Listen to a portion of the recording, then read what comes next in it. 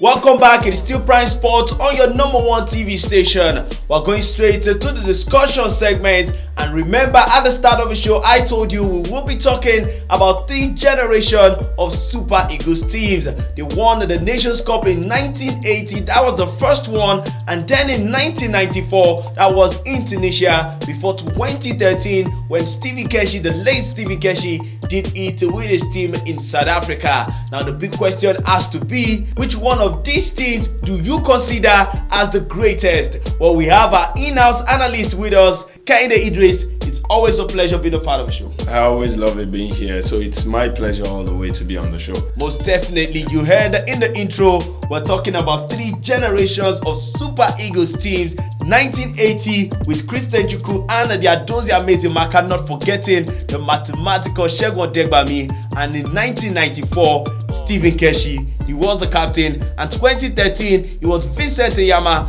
and Joseph Yobo. Which one of its teams do you consider as the greatest? It's a huge one because they all won the AFCON.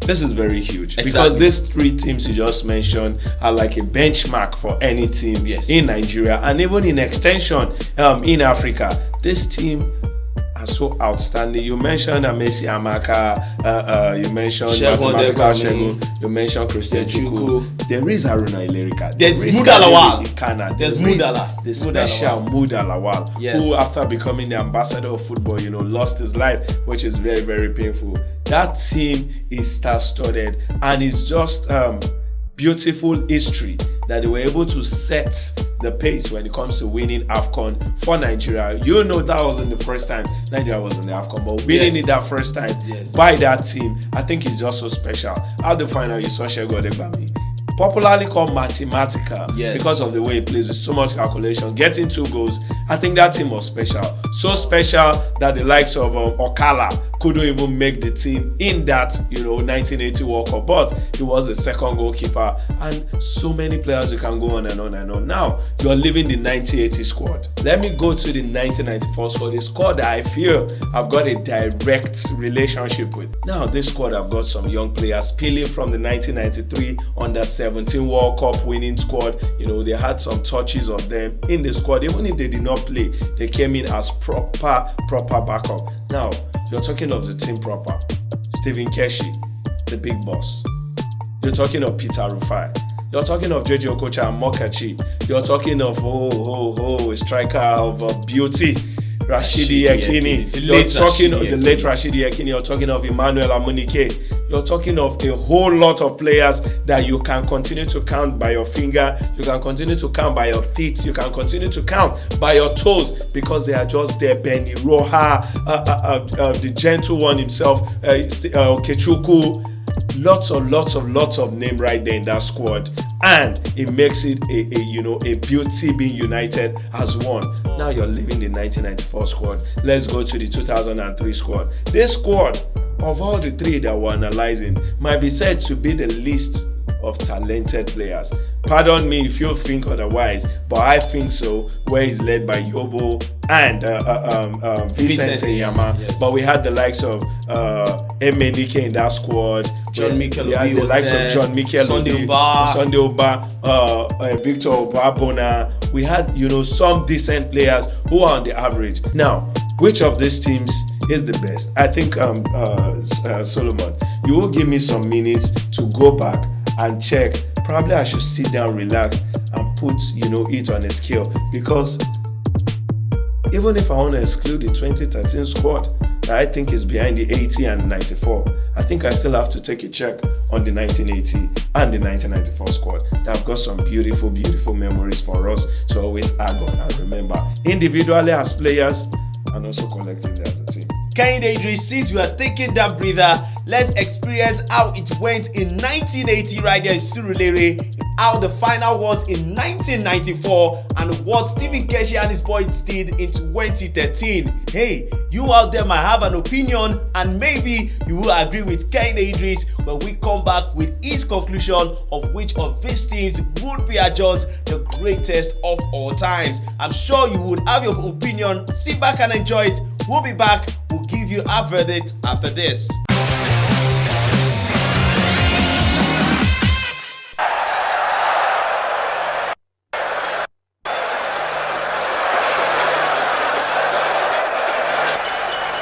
So throw into Nigeria. Amesimaka. That's Odegbami, and it's in the net. It is a goal. Chukwu got it.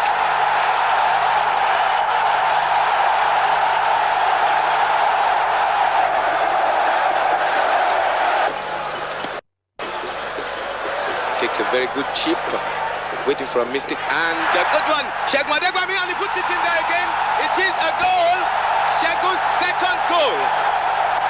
For the break, as Nigeria took control and wrapped it up in the second half against a dispirited Algerian side with number 3. Rebound off the keeper, Laval, 5 minutes after the restart, and it's Nigeria 3, Algeria 0. Stars have missed it again, so Adoke, Amesimaka, Aloysius, and Keisima, and he's still going on. That's good squaring, a header, and it's almost got no. That was a chance by Fogo. Oh no, Adoke. Several parts of the country. That's Christian Chukwu. In Ghana, David Adele. In Ghana, this is Africa Cup final, and Nigerians are having a really satisfying moment. Aloysius. Segun. No, that's David. Beautiful play there by Muda. He just can't seem to take it easy. Muda is still going. Ooh. But for that little lapse, Muda was going to waltz himself right into the net. He got a corner kick for it anyway. Well, that is the long blast of the whistle to formally end the 12th African Cup of Nations. Guests of honour were Michel Platini and Pelé, whose custom is always to give anyone wearing the number 10 shirt a special greeting. For Nigeria, now the clear favourites, a moment of prayer and concentration before the start. But their concentration was found wanting as Zambia took the lead after only 3 minutes. Yet another goal from a corner, Elijah Litana, Zambia 1-up. The side who'd achieved so much by just reaching the final were in the lead. But it lasted less than 2 minutes. A Kocha's corner for Nigeria, Chukwu wins the challenge, and Amunike knocks it in. 1-1, and Amunike had been left out of Nigeria's 4 previous matches. Apart from that explosive start, the talking point of the first half was the penalty Mauritius referee Lim Ki-chong didn't give when Zambia's Sakala brought down Amunike. But 2 minutes into the second half, Nigeria took the lead. A smart turn by Amunike again, and it's 2-1. It looks as if it's all over for Zambia. They haven't been in the game much, and now they're behind, and Amunike is enjoying himself. But Zambian football has developed a strong fighting spirit, and they gradually begin to win most of the important battles. Rufai saved Nigeria there. Still the Zambians press forward. Surely they were going to get the equaliser. And most of the neutrals hoped they would. Nigeria had chances on the counter-attack. Zambia had the better openings, but not the luck. And in the end, Nigeria, narrowly the stronger over 90 minutes, are the 1994 African Nations Cup winners. The second time in their history, a perfect preparation for the world stage in June.